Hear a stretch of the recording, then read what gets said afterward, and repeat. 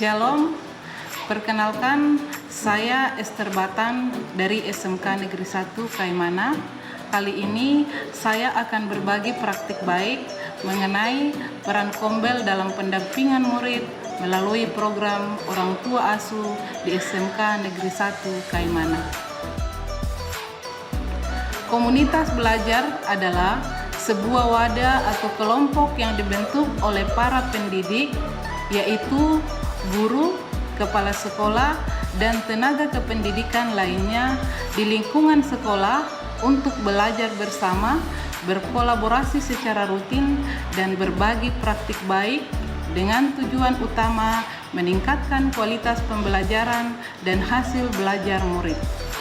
Komunitas belajar SMK Negeri 1 Kaimana terbentuk sejak tahun 2023 yang diberi nama Kombel Matunur Weter Emap Yo Minar, yang diambil dari bahasa suku Oburau, distrik Kambrau, Kabupaten Kaimana, yang artinya guru hebat memberi manfaat bagi anak negeri, dengan harapan kehadiran kami berdampak bagi murid dan negeri ini melalui tugas dan tanggung jawab kami.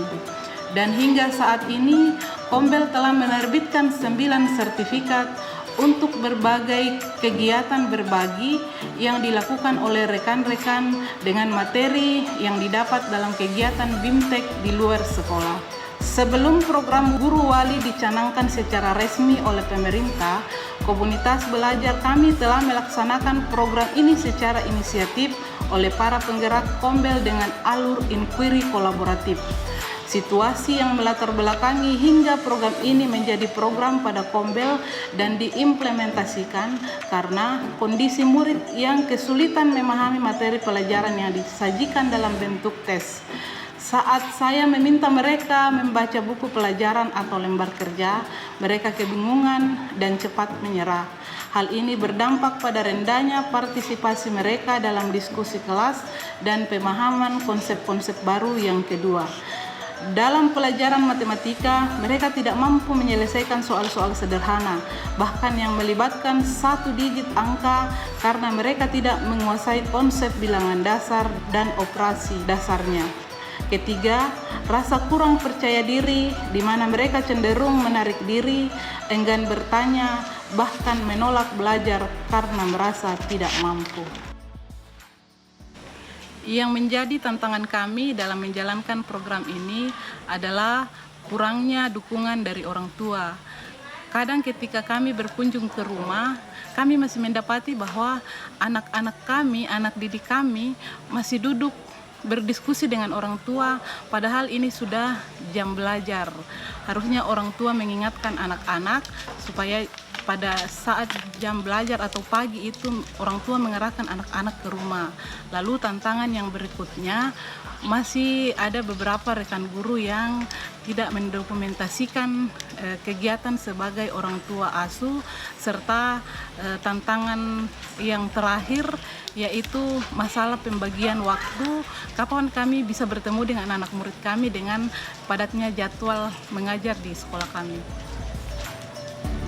Langkah awal yang kami lakukan adalah berkoordinasi dan berkomunikasi melalui komunitas belajar yang ada di sekolah kami, sehingga diterbitkanlah SK Kombel dan pembagian murid dampingan ke semua guru yang ada di sekolah kami. Melalui kegiatan Kombel, kami mendapatkan petunjuk untuk mengimplementasikan program Orang Tua Asuh ini dengan menggunakan alur inquiry kolaboratif yang merupakan siklus berkelanjutan untuk meningkatkan praktik pengajaran melalui kolaborasi antar pendidik dengan tahapan sebagai berikut. Tahapan yang pertama, tahapan akses atau mengidentifikasi kebutuhan. Bapak Ibu, pada hari ini kita akan mendengarkan refleksi dari Bapak Ibu Guru sebagai orang tua asuh dalam program yang ada di SMK Negeri 1 Kaimana. Tahapan kedua adalah desain atau merancang strategi. Saya akan membacakan hasil bimbingan saya terhadap anak asuh saya atas nama Matias. Yang pertama tentang kegiatan literasi, Anak ini masih saya bimbing dalam satu kata per kata untuk perkembangan terhadap ketiga anak saya, salah satunya ada yang memang belum bisa sama sekali, yang harus saya benar-benar fokus ke anak tersebut. Namun saya kadang terkendala dengan waktu. Tahapan yang ketiga, implement atau melaksanakan strategi. Kita harus mengevaluasi selama ini kita sudah berjalan dan sudah menghasilkan 9 sertifikat.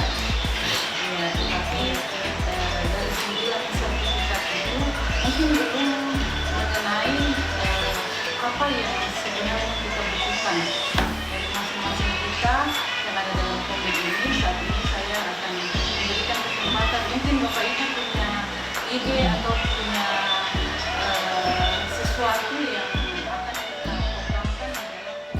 Pada tahap berikut, yaitu tahap mesur, mengukur hasil, dan merefleksi pembelajaran. Menurut saya gimana kalau kita buat satu program orang tua asuh. Jadi ada orang tua, kita sebagai guru-guru menginginkan anak-anak beberapa orang untuk ditingkatkan literasi dan numerasinya secara mandiri gitu.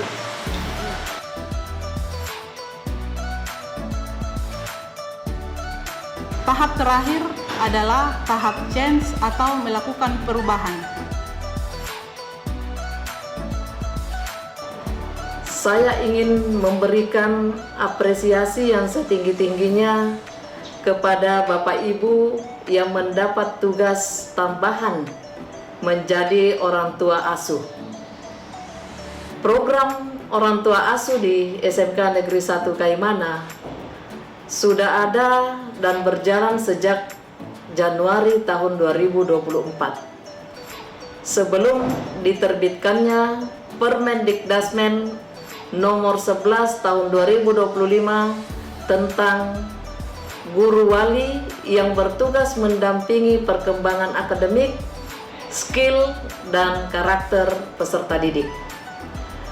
Saya suka kegiatan ini karena saya punya waktu untuk belajar, membaca, dan berhitung. Ya, program guru asuh ini sangat mendukung sekali dalam meningkatkan potensi siswa dan dapat menumbuhkan karakter baik dari siswa.